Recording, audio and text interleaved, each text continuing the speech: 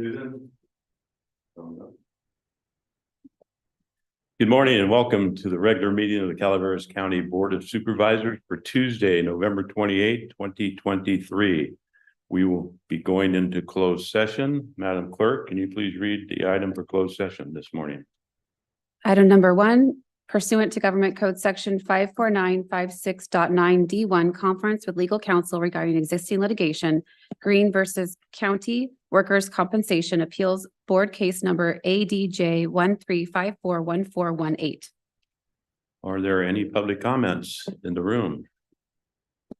Seeing none, we will be going to closed session.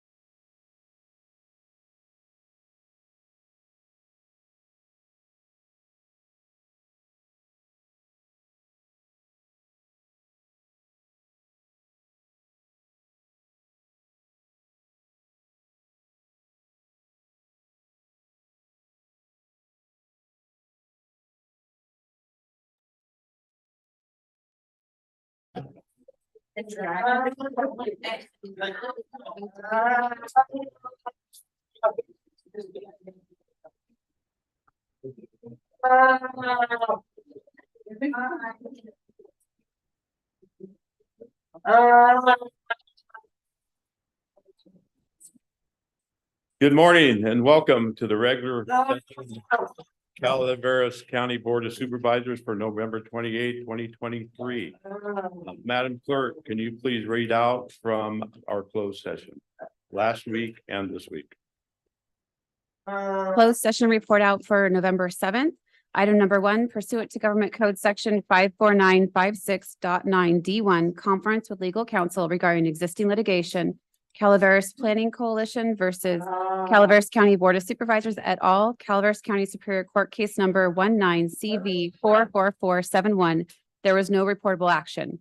Item number 2, pursuant to Government Code Section 54956.9D2, conference with legal counsel regarding anticipated litigation, one case, significant exposure to litigation. There was no reportable action taken. Thank you. And with that, can you please, if you can, please rise for the pledge?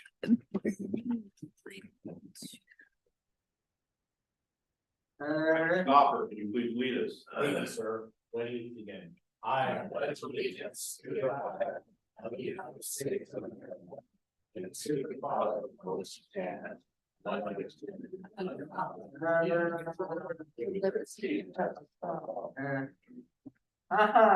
Mr. Chair. Mr. Chair, may I report out for today's closed session as well? Yes. Thank please. you.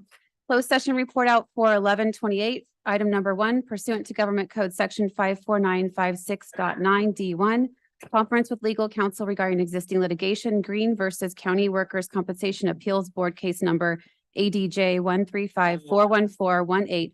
No reportable action taken. Thank you.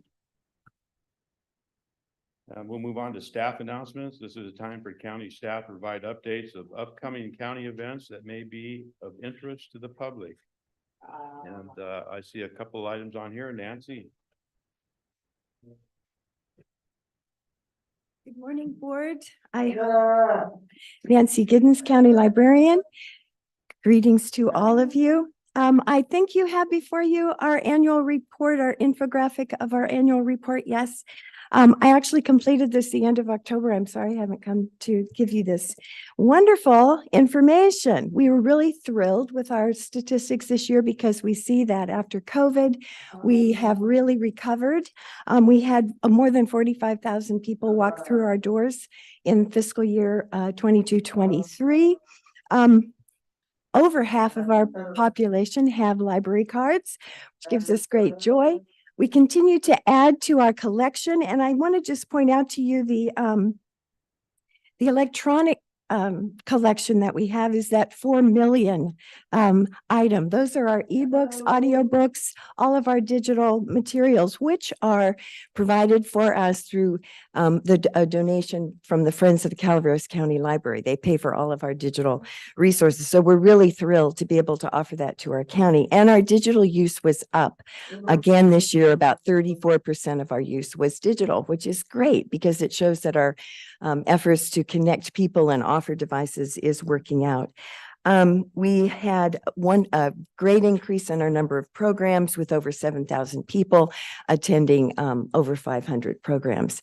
So I think another really interesting thing, you probably don't see this as interesting, but I really do. The program at the left with the trucks, that's our interlibrary loan. And I always find it interesting that we loan more than we borrow, which makes me happy because that means that our collection is of interest to more than just our county. So I just wanted to say that we do all this fantastic work with just 10.53 staff. And you might say, but wait a minute, you have 8 branches or 8 sites. How do you do that? Well, we just have one person in each of our branches at a time. But these people work tirelessly to bring wonderful programming and wonderful service to our community. I just wanted to also say that if you have never visited the Central Library here in San Andreas, you need to come and see it. There is not a person from outside this county who walks through those doors and doesn't say, Oh my goodness. We are so blessed with a fantastic facility for the size of our community. You can see my staff bustling around, creating all the wonderful programs and creating all the wonderful resources that we offer to our county. So we are happy with what we have been able to do in this past year, and things are bustling from July now. I'm looking at our stats and they're going to be a lot higher next year. So we're very, very thrilled to serve our community in this way. And I hope to see you at the library. Thank you. Thank you, Nancy. Other staff announcements?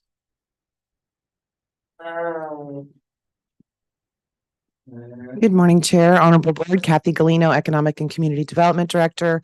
Just a couple of quick announcements. One of which is that we have the comprehensive economic development strategy that's out for public review. That will be continuing until this Thursday. So if you haven't had the opportunity to review the document and provide input, please do so. That's also located on the county homepage. There's a link directly to the document. And it's really a 5-year planning guide for how economic development will be moving forward in Calaveras County. The second thing we have is the Economic Development Community Survey. So there's a survey also located on the county homepage where we're asking the community to please put in their input into what they think is important for their communities as far as economic development, business retention, business growth, other types of strategies that are important to this county going forward. So that will continue on until the first week of December.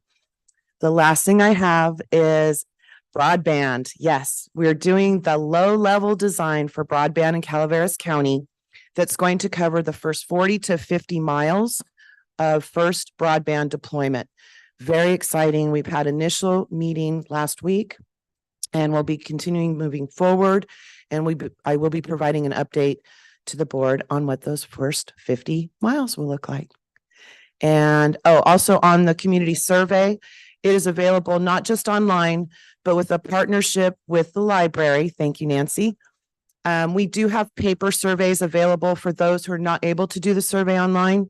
So please reach out to me or stop by one of the libraries. Thank you. Thank you, Kathy. Jesse, you have an announcement for us. Good morning, Chair Toffanelli, honorable members of the board, Jesse Fowler, Agricultural Commissioner. With Thanksgiving behind us and Christmas and its generous tradition of sharing ahead, I'm here to remind all of the residents of Calaveras and all of California that they should not be moving homegrown produce across county or state borders. Why? Moving citrus as well as other fruits and vegetables, especially from overseas travel, creates a risk of spreading invasive insects, including exotic fruit flies, which could lead to an estimated $20 billion economic loss of production here in just California alone. In a normal year, there are typically only 1 or 2 invasive insect quarantines as local and state partners treat those affected areas and remove the pest. However, as pre-pandemic numbers return and international shipping and travel has become commonplace once more, we have seen an extraordinary surge in invasive insects detections here in California. As proof of this, at the moment, so currently right now, we have 7 invasive fruit fly quarantines, whereas normally we only have 1 or 2 in an entire year. And those are in Los Angeles, Ventura, Riverside, San Bernardino, Contra Costa, Santa Clara, and Sacramento.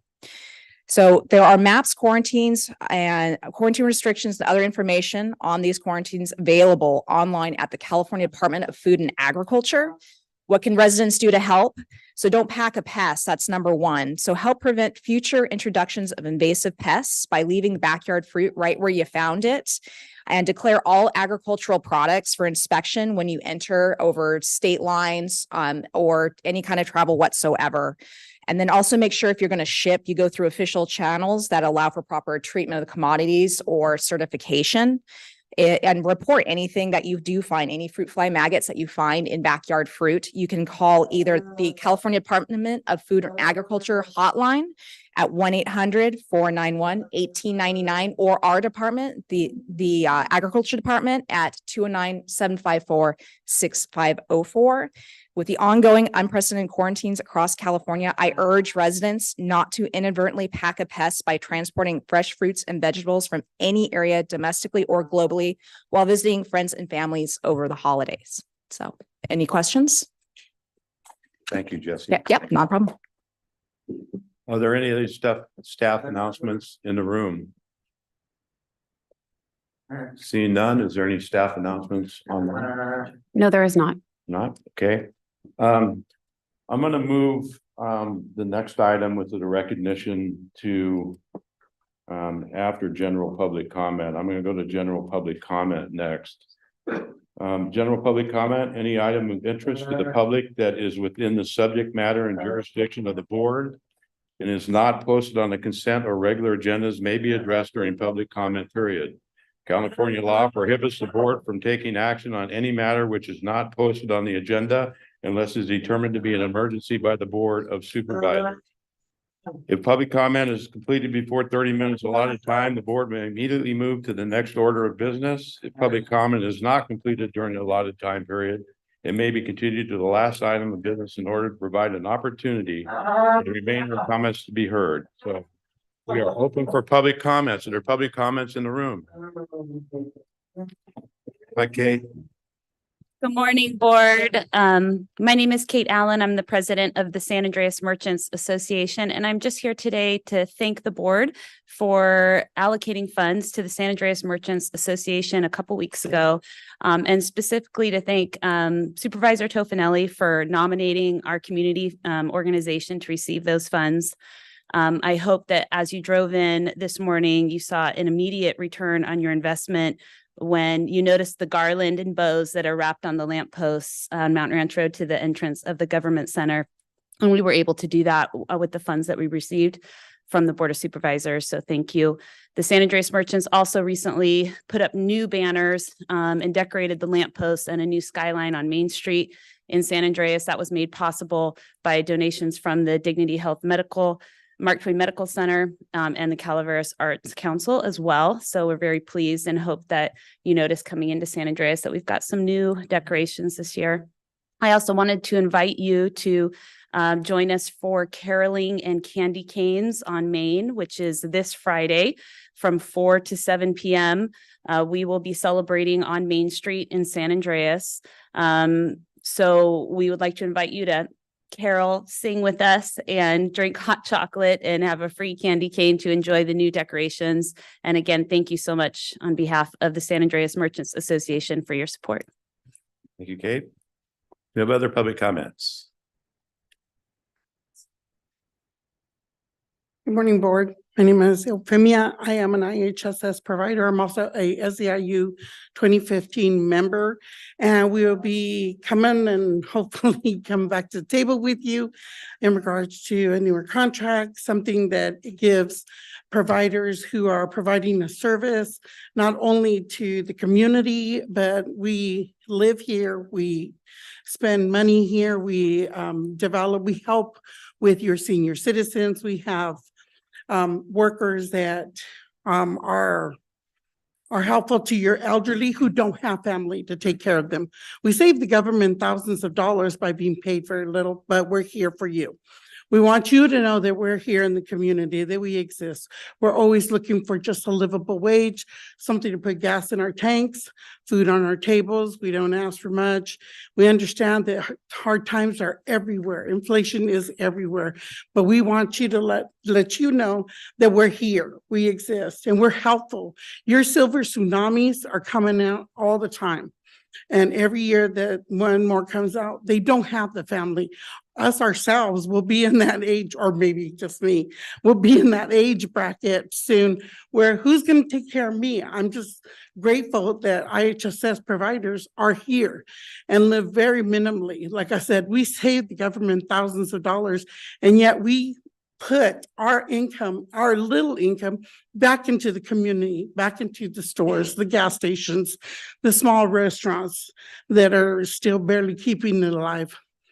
We are here to ask you to think of us as if you thought of yourselves, to say, I'm glad I'm not in that situation, but what can I do? I didn't even realize that we have so many. You have over 794 providers here in this county alone. We're just asking that you talk to us, think of us, remember us. We wear the sign of purple because it's the only cool color we like. I'm kidding, but I'm not. And we just want you to know that, we're living on barely scrapes. The Christmas season is not a Christmas season for us because, we're barely going by. We were buying chickens when the egg prices went up because we can't afford to buy eggs in the store anymore. So these are things that are just, we wanted you to recognize that we're here. Thank you. Any other public comments in the room?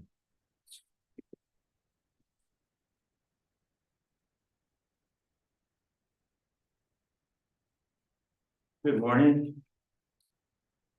My name's Carlos Tosti. I am a provider for my spouse, Jane Ovino Young, who broke her neck just over 4.5 years ago. And I've been taking care of her since. And I only get so many hours per month. And that's just not quite enough. They only allot me so many hours. And the wage is just enough for us to get by to pay our rent and our bills. And, it's a hard job. And I'm sure any of you could agree if you had to do it yourself. So you would, of course, for your family and your spouse. And just as she said, we're just seeking a fair wage for our jobs that we do provide. And, I recently moved to Angels Camp. So I'm, obviously in the county and I really love it here. And just want to say that we are here and we do provide for those services for people that really need it. And, thank you very much. Any other public comments?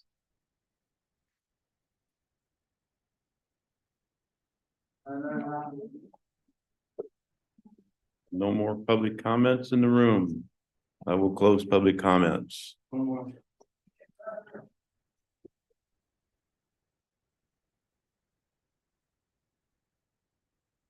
Sorry, one more. Sorry. All right, we will go on to recognition and acknowledgements. Pardon me?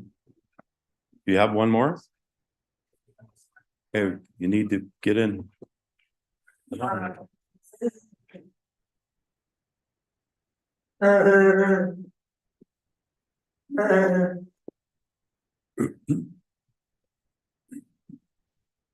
Good morning. My name is Charles Range. This is my son, Benjamin Range. Ben is 27 years old. He is a handicapped adult.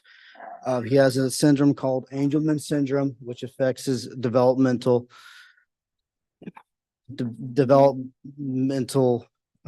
abilities. Has been a challenge raising and caring for Ben and also holding down a full-time career. Finding quality help is a huge issue in this county. One, we are very spread out and wages are low. I would appreciate any help that you guys are willing to do, and I look forward to meeting you at the bargaining table. All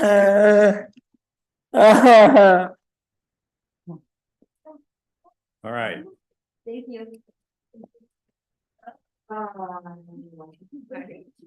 I will close public comments and we will move on to staff. We will move on to our recognition and acknowledgements. This is a proclamation from the administrative office proclaiming a proclamation and recognizing the Calaveras County Auditor's Office for receiving a certificate of achievement for excellence in financial reporting for its annual comprehensive financial report for the fiscal year that ended June 30th, 2022. And I see we have a lot of staff here and they all deserve to be here.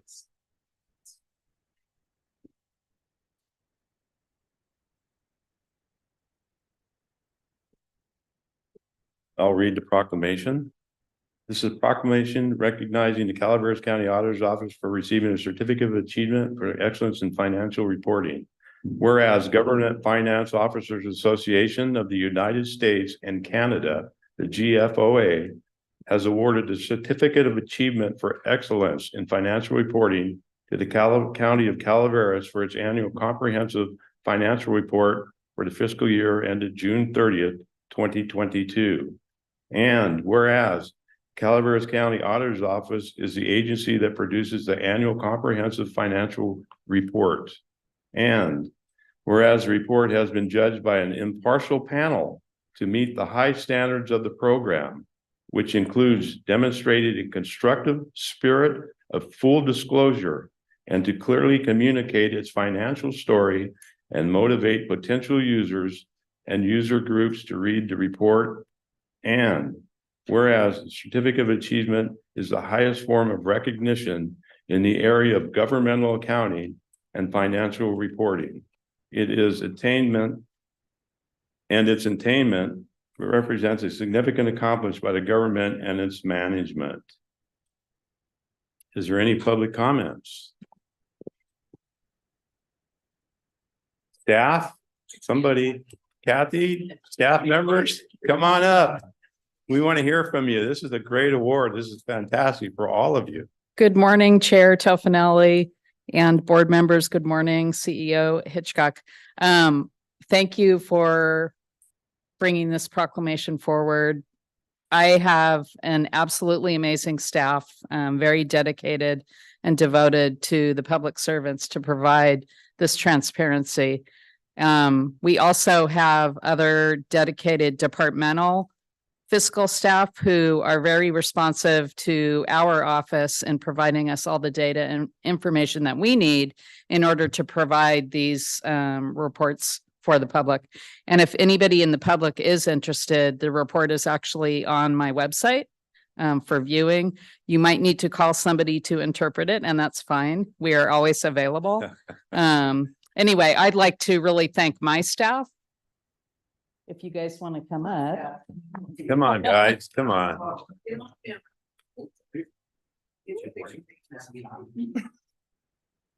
They're a force to reckon with. So they really do work hard. They really are dedicated to the ultimate goal of this office. And they sing and play guitar too. Yes. Yes, they do. Any other public comments? Do we have any online?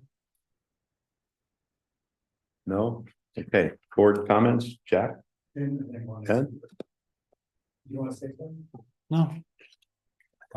I'll make a motion. I was just gonna comment, just congratulations. It's nice that, it's one part of our strategic plan to be transparent and with everybody, and you guys are definitely leading the way on that, and I really appreciate all the work that you guys do. Thank you. Supervisor Rarity? Oh, I'm sorry. Just to follow up, I mean, it's been spectacular working with you, Kathy, in your office. And, I think overall the county has been working together better for quite a few years now. So thank you. Thank you. Just wanted to say thank you. Congratulations. Thank you. Thank you. Thank you.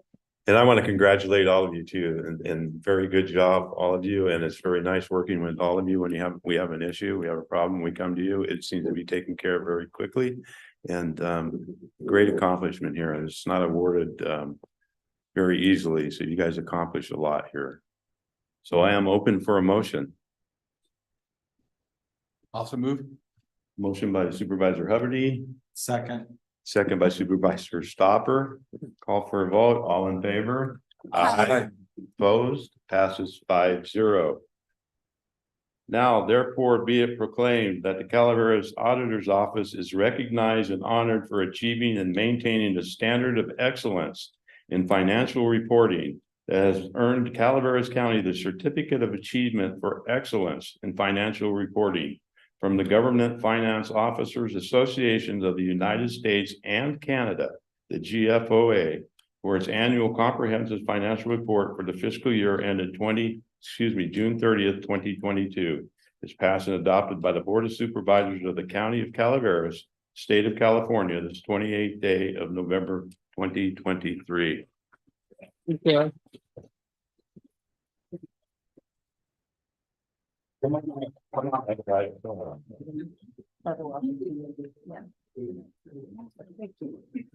Congratulations. Thank you. Thank you.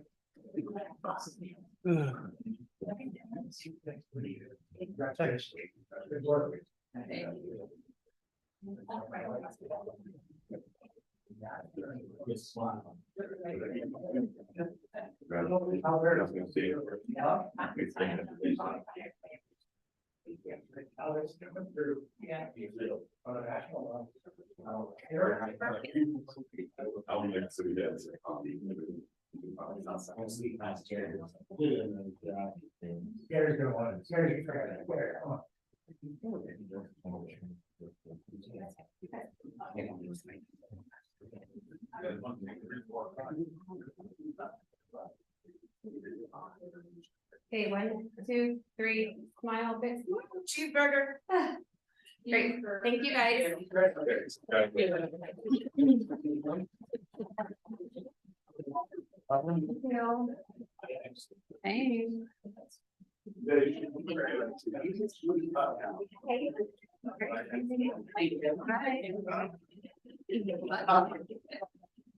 Yeah. That's all my family trips. That's my spot. Yeah.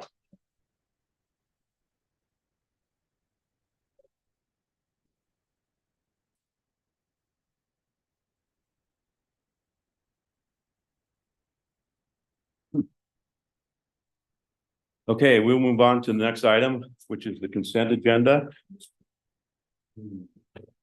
The consent agenda are items are expected to be routine and non-controversial. They will be acted upon by the board at one time without discussion. Any board member, staff member, or interested party may request removal of an item from the consent agenda for later discussion. Is there any board member wish to remove an item? Just item 12, just for a simple question.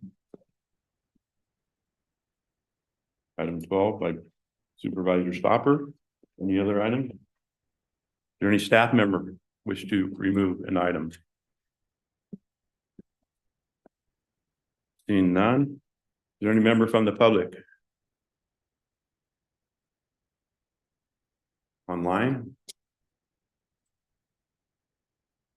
I have a gentleman who has raised his hand. Would you like me to unmute them? Okay.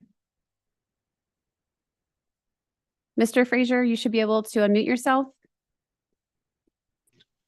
Good morning. I emailed you a few moments ago. I'm having some real problems with the Zoom today, but in any event, actually, I'm going to retract this and wait till the item comes up for discussion. Is this on a regular agenda item? There's 2 items on regular agenda because right now we're on consent. Okay, I'm sorry. I'm backed up on the Zoom. I'll just bow out until this one comes up. Thank you. Thank you.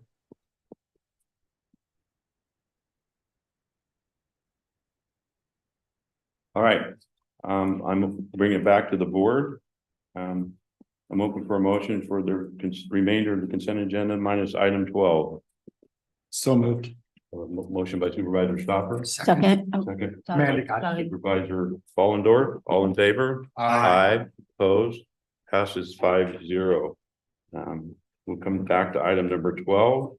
This is an action item for Public Works to authorize the Director of Public Works to amend Department of Public Works 2023 Capital Improvement Program adopted by the Board of Supervisors on March 28, 2023. Supervisor Stopper, you pulled this item? With these 3 projects, being moved to next year, will there be adequate time to fulfill all the projects that were already on the list for next year? Nothing will be bumped? No, there shouldn't be anything bumped at all. Okay. That's my only question. Is there any other questions by the board? Any public questions on this item? Any online? Seeing none, I'll bring it back to the board. I'm open for a motion. Move. A motion by Supervisor Fallendorf. Do I have a second? Second. Second by Supervisor Garamendi. All in favor? Aye. Opposed? Passes 5-0.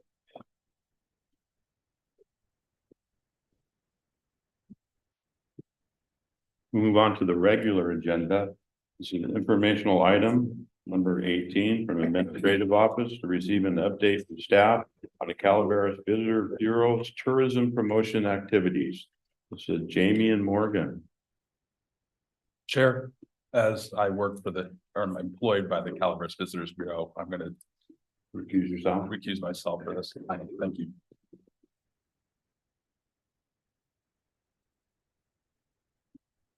We'll call you back in after the meeting.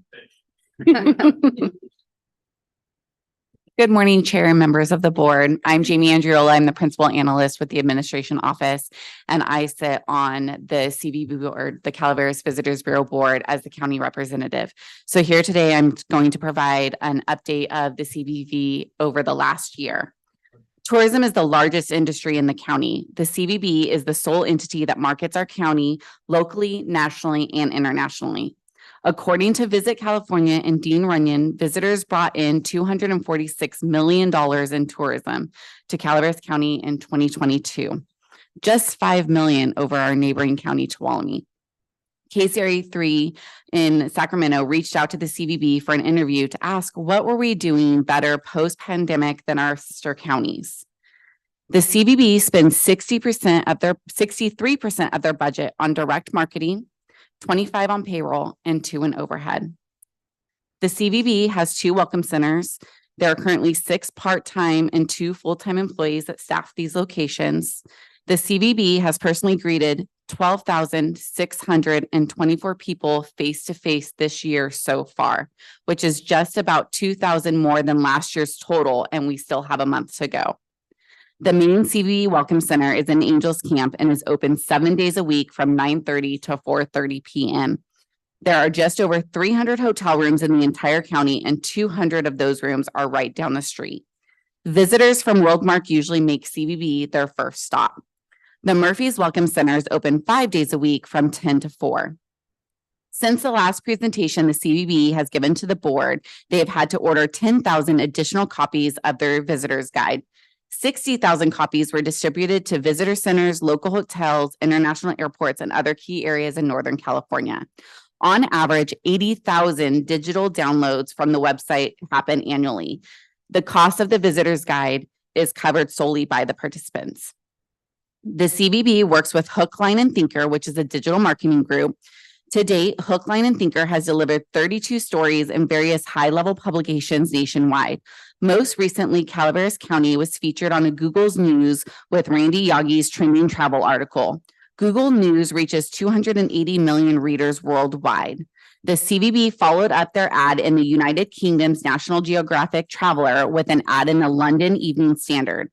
According to Visit California's rep in England, 200,000 airline seats were added to this year from Heathrow to San Francisco. The UK has historically been our largest international market, and we're starting to see that rebound post-pandemic.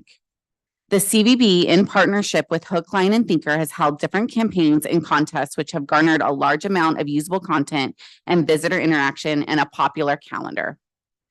The CVB's very own Jessica Johnson writes monthly blogs that are posted on the CVB website. The monthly blogs are a great marketing tool and are extremely popular. Over the course of the last several years, the CVB has developed relationships with travel writers and influencers. These writers come vetted through the Visit California and public relations at the Gold Countries Visitors Association. Through 4 travel writers and influences, the CVB was able to reach over 600,000 Instagram users alone. Incidentally, our travel writer piece, which was done in April, was just released this past month for Sacramento Magazine on visiting the charming businesses of McCollum Hill. County employees Emma Bell, Robin Glanville, and Kelly Zanheiser are part of this year's Calaveras leadership team.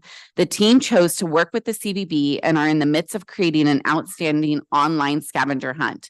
This game will include all of the museums in the county, of which we count 7. CVB contracted with Placer AI this year to collect data on how many people come to the county, where they visit, how long they stay, and where they come from. This tool allows the CVB to spend marketing dollars more efficiently by targeting individual markets and zip codes. The CVB has also given the county a log on to this, which will be very helpful in our upcoming Parks Master Plan. The City of Angeles has also found it extremely useful in planning their way forward. Since January 2023 through the past summer season, Calaveras County has seen an average of 24% increase on last year's visitation numbers.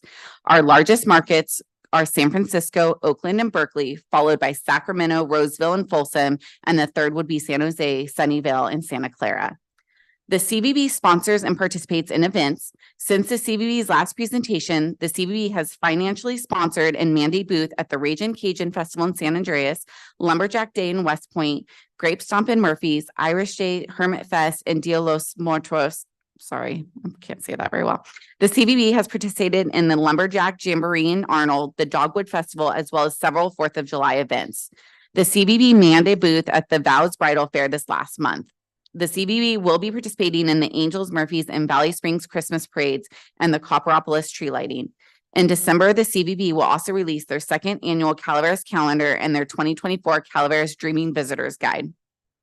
The CVB has just completed their strategic planning session and will complete the 2024 goal-oriented document for their December board meeting.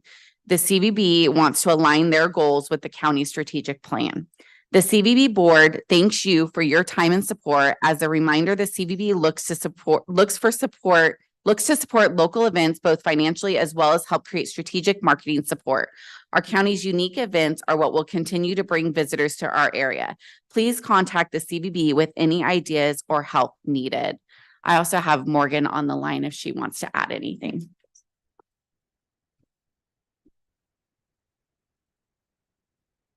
Is Morgan the president this year? Yes. Jennifer. Good morning, supervisors. Chair Tufnelli, thank you so much for having me. Can you guys hear me okay? Yes. Yes. Okay, awesome. I'm so sorry that I can't be there in person, but Jamie, thank you so much for presenting where we've kind of come over the last year. I'm incredibly proud as I continue to see how much we have been able to affect, and as we dig deeper and still try and find how we can support the county more in the changing climate of tourism. We all saw that unprecedented numbers that we weren't expecting through the end of the pandemic. And in the recent strategic planning session that we had, it really became evident that we have to be proactive in assessing how things can continue to change and how we can show coverage across the entire county for the entire events and attractions in each of our areas. I'm here if you have any questions. Again, I apologize that I'm not there in person.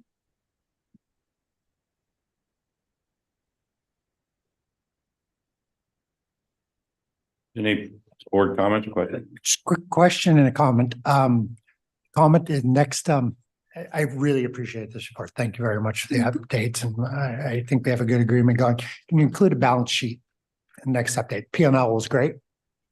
You got it. And then my second question is, or my question is, how did you respond to KCRA? What are we doing different than our county, fellow counties? That I will have to lean on Morgan for. That was prior to me sitting on the board. Well, I actually didn't respond. That was Martin. So he's unfortunately going to be the best person.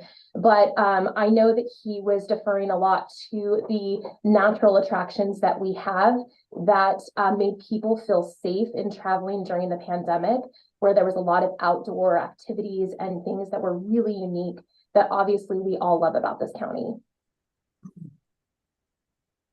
Okay. Any other board comments or questions? Yeah.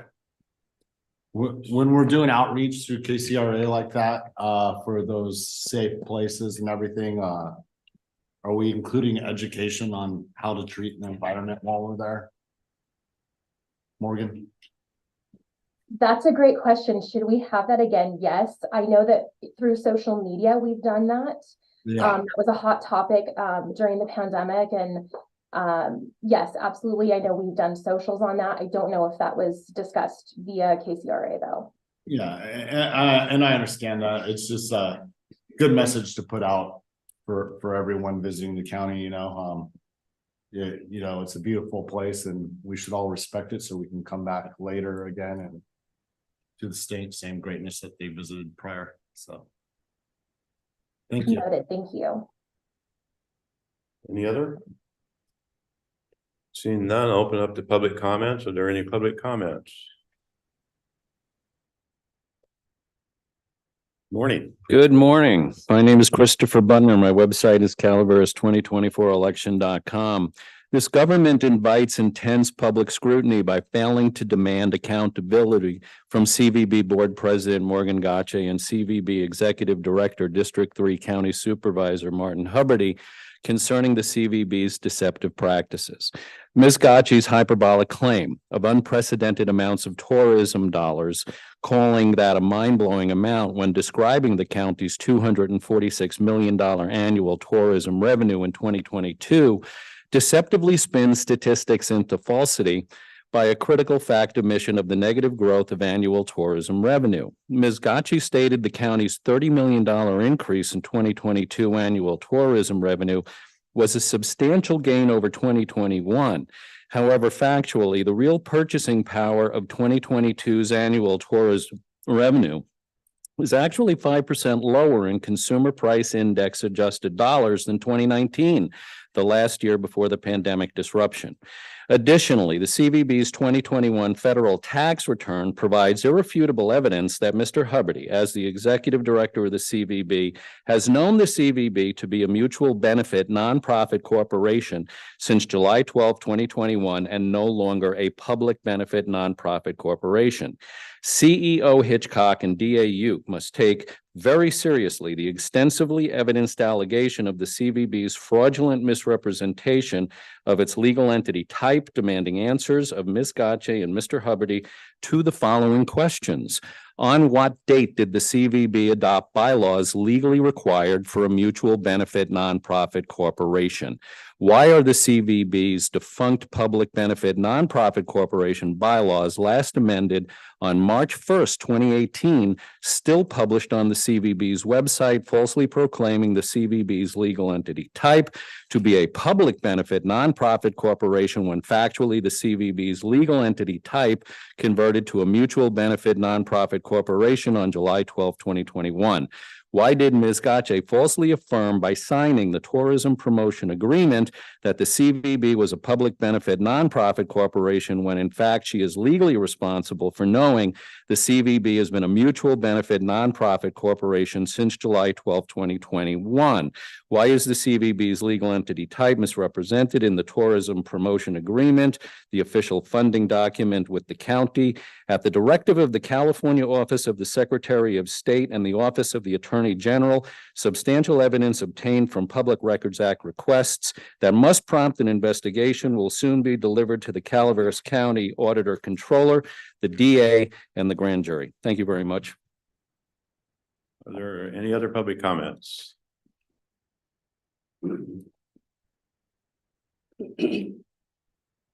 Hi, I'm Jessica with the Calaveras Visitors Bureau.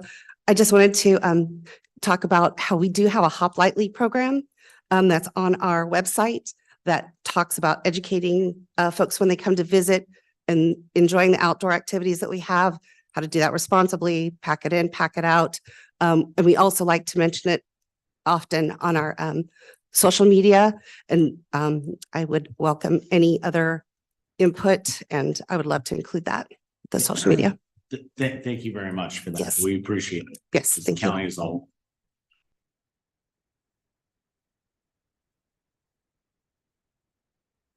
Good morning, Chair, Honorable Board, Kathy Galino again, Economic Development. I just want to say what a great partner the CVB has been to economic development to the county, whether it's working through the pandemic, passing out PPE, meeting with businesses with masks, working with them one-on-one during disasters and resiliency events. The CVB has been amazing getting the word out. They're a great resource to our county, and I appreciate them greatly. Thank you. Other public comment in the room? Seeing none. Is there any online? There is no public comment online. Okay. Well, that was an informational item. So thank you very much for your presentation, and thank you CVB for participating in the parade and crafts fair this coming Saturday in Valley Springs. Thank you very much. With that, can we get Martin back in the room?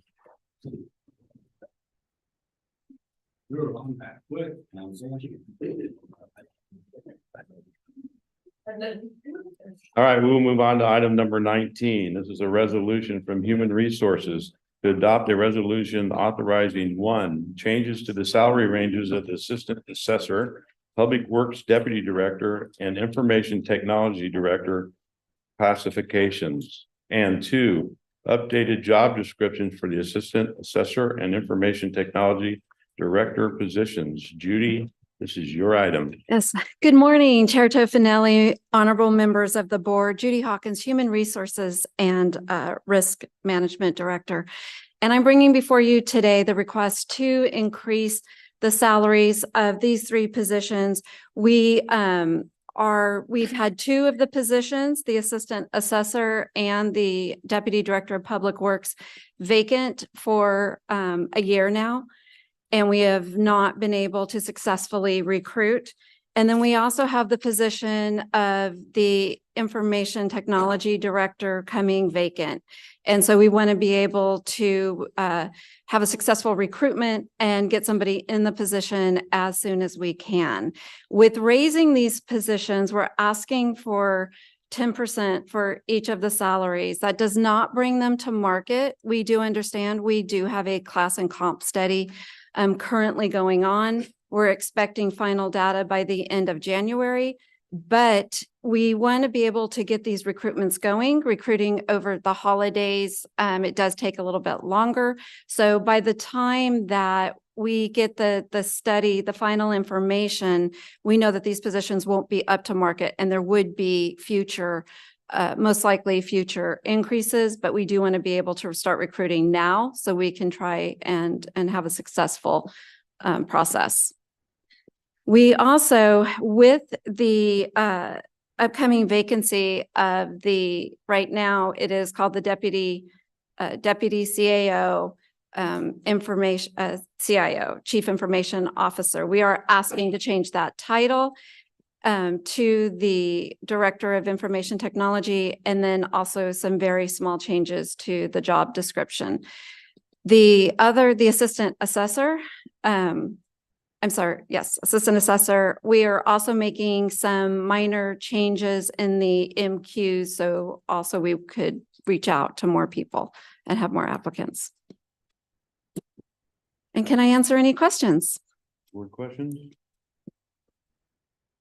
Seeing none, is there any public comment in the room? Seeing none, is there any online? There is no online public comment. Okay, we'll bring it back to the board. We'll open for a motion.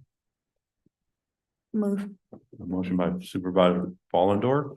Second by Supervisor Huberty. All in favor? Aye. Opposed?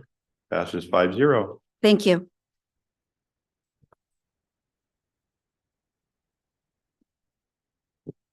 We'll move on to the next item on the agenda. It's an action item from Public Works to introduce, waive first reading, and authorize the summary publication of an ordinance amending section 12.09.020 and 12.09.030 of the Calaveras County Code to clarify application deadlines and fees. Robert Packinger, this is your item. Good morning.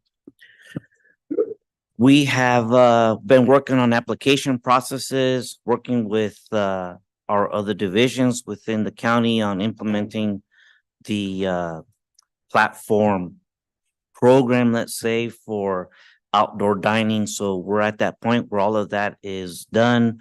Unfortunately, when the ordinance was put in place, there was a deadline of 18 months to have the applicants submit an application. It wasn't ready at that time.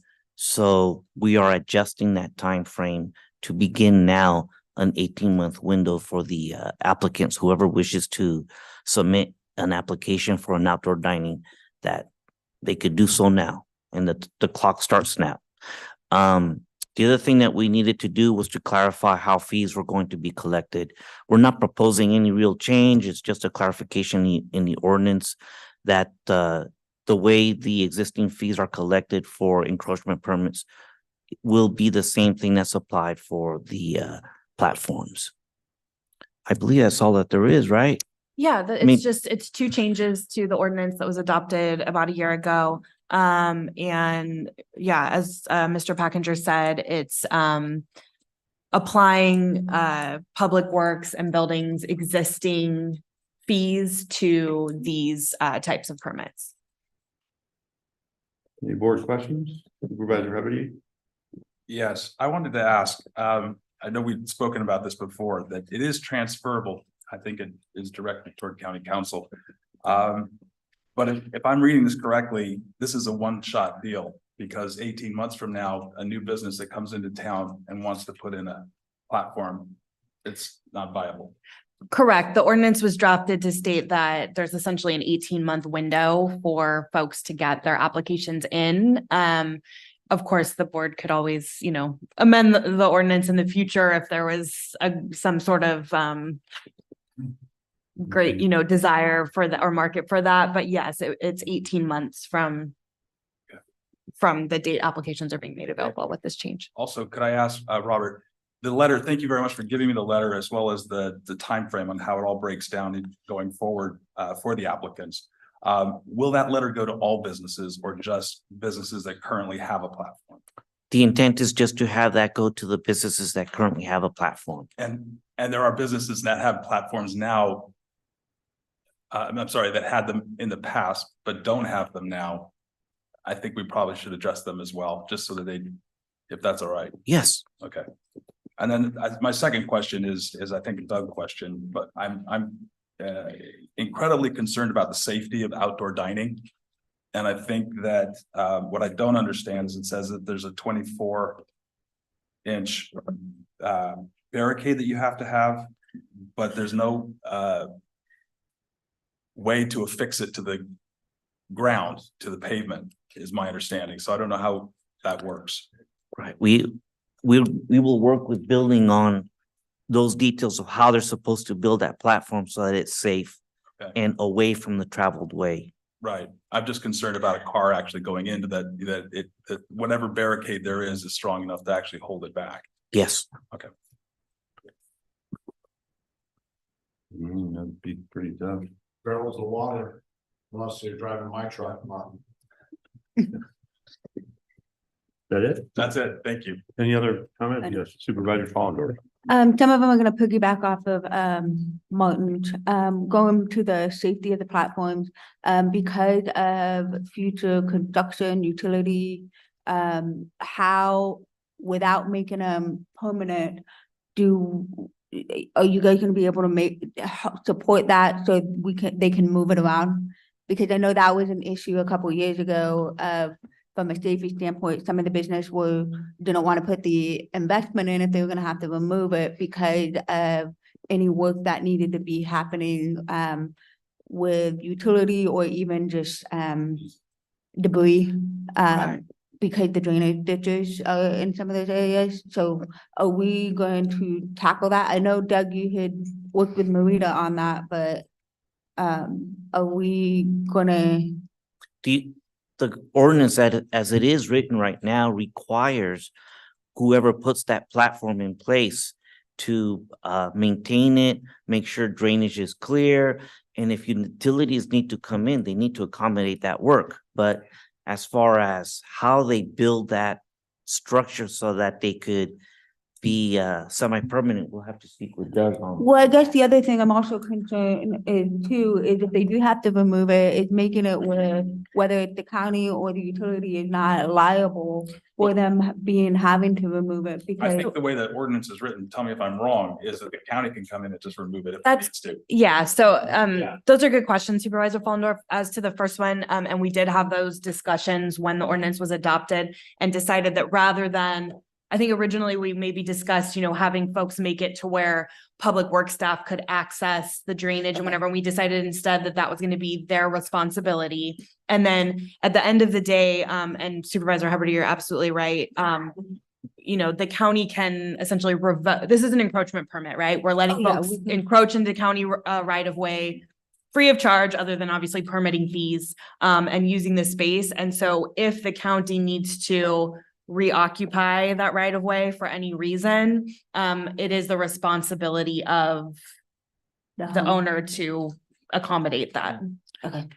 I just wanted to talk it out again one Right. more time so the public can hear it, because I know that is some of the things that, at least for me, had come up again in conversation. Okay.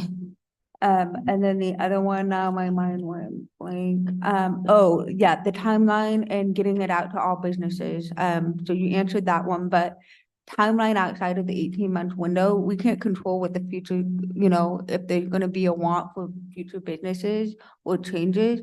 So as we get through this, can we have a revisit of what this looks like? Maybe not at the 18-month mark, but some kind of type of timeline before we hit that, to revisit it from the back to the board to have that type of discussion. We can certainly do that, Supervisor Fallendorf. We would, part of, or I think the reason, the motivation behind the time frame was due to, you know, the environmental analysis that we did. So it might, with the understanding that if we were to extend that or make it a more participants, it theoretically would require additional or different environmental analysis, but we can certainly have that conversation.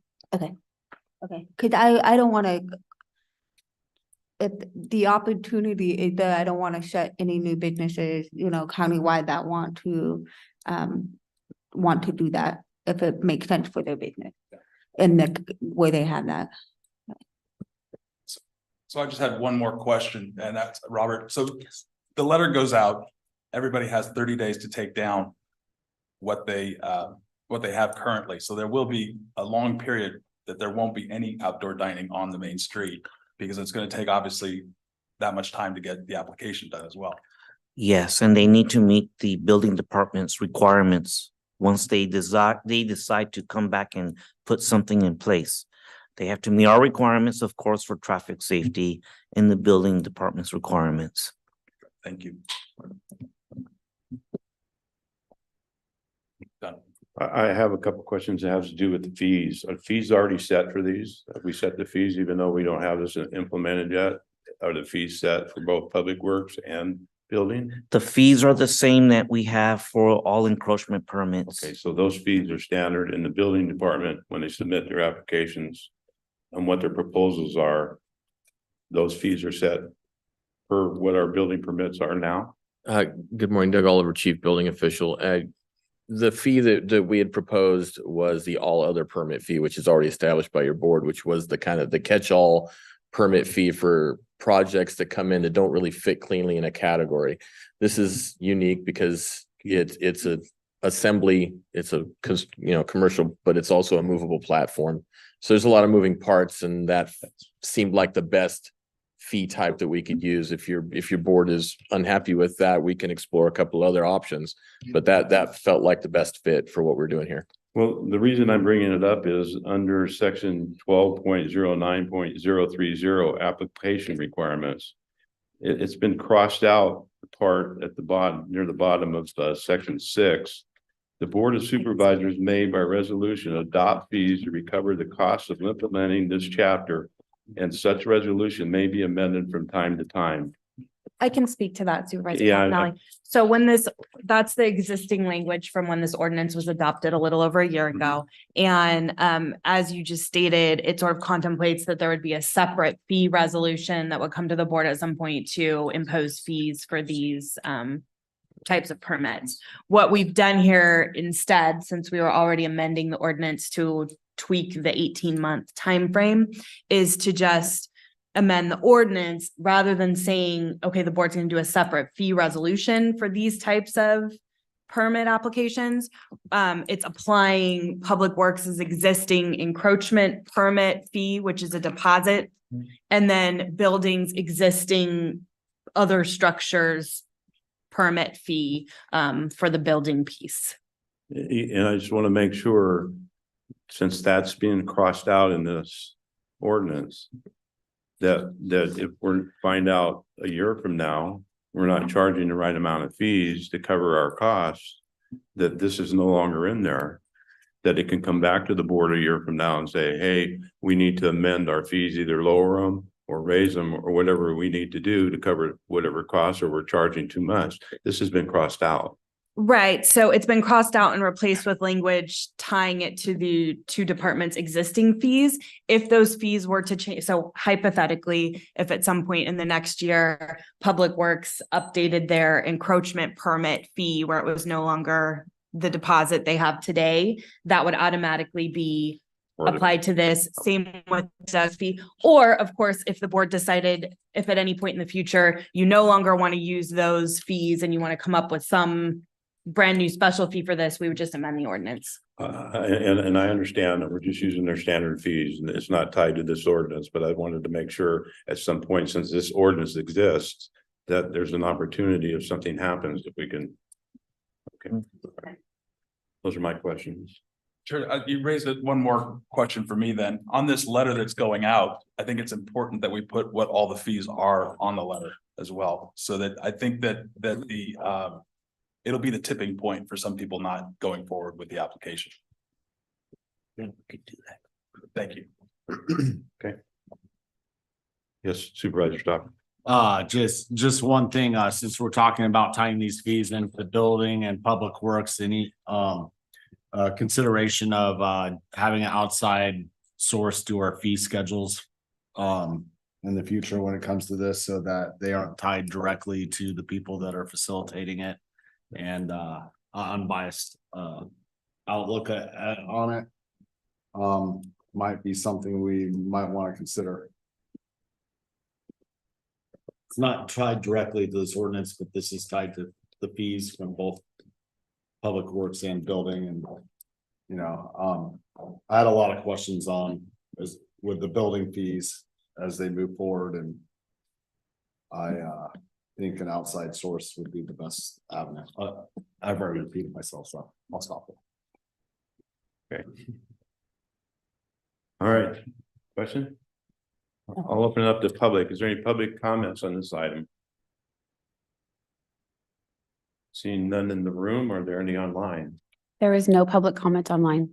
All right, I'll close public comment and bring it back to the board. I'm open for a motion. And I think Supervisor Huberty wanted to add the thing that you just brought up about putting it on the letter. Oh, yes. So if you want to make that part of the motion. I'll make a motion that we approve this with the caveat that we actually put the fees for the permits on the letter that goes out to the businesses. And prior businesses that may. Prior businesses that had during the pandemic that had outdoor dining as well. I have a motion. Second. Second, I have a motion by Supervisor Huberty, second by Supervisor Hollendorf. All in favor? Aye. Opposed? Passes 4-0. Thank you, gentlemen. 5-0. Did I say 4-0? 5-0. Mark wasn't supposed to be back until after the meeting. Sorry, 5-0. Thank you for pointing that out, Supervisor Hollendorf. Miss Mo second. You can add the 5. All right, we'll move on to supervisor announcements. In compliance with Government Code 53232.3D, board members shall provide brief reports on meetings attended at the expense of the local agency and may make other announcements or report out. We'll start with Supervisor Stopper. CSAC. A lot of good things talked about, homelessness and affordable housing crisis is predominant throughout the US, is a major topic, along with all the normal California talks about, environment, fire suppression and everything else. It was good to see Mr. Huberty and Mr. Garamendi there. We didn't get in too much trouble, and we saw our former county council, Ms. Stutfield. She's looking very healthy for not having to deal with us anymore. She is happy. She's happy. She's doing well, and she's very happy with Miss Edwards and her follow-up, and and has great things and questions about everyone here. So I just want to say that to you all. So yeah. That's all. Thank you. Supervisor Follendorf. Attended LAFCO last week, and Executive Director John Benoit has announced that he will be retiring in June of 2024. So the board has put together an ad hoc committee, and we'll start going through the recruitment over until then. It's not a hard date, so that allows us not to have to settle. If we need to go longer than that recruitment period, we will. But he is starting to phase out. And most of us do not want him to leave, but he's ready. So. Supervisor Garamendi. Thank you, Mr. Chair. 11 communities, it's the holiday season. It's been busy. What I'm required to report out is I did attend the LAFCO meeting and I attended the CSAC conference.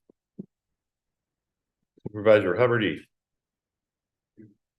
On November 11th, I was honored to speak at the Veterans Day event in Murphy's, where I read the county proclamation for veterans. 14th to 16th, again, I was at CSAC in Oakland. Very quickly, great little mini town hall, Faith Lutheran Church. The turkey trot was amazing this year, more people than ever. White Pines Laser Show was outstanding the other night. Looking forward to tomorrow morning when our CEO speaks at the chamber event. And just reminding everybody that it's Giving Tuesday, and we have a lot of great 501c3s in the county to donate to. Thank you. And I have nothing to report out. CEO Hitchcock, do you have anything to report? It's at the hospital. Nothing? It's a birth. County Council. Nothing. All right, then. County Clerk. Nothing. All right, well then we will stand adjourned.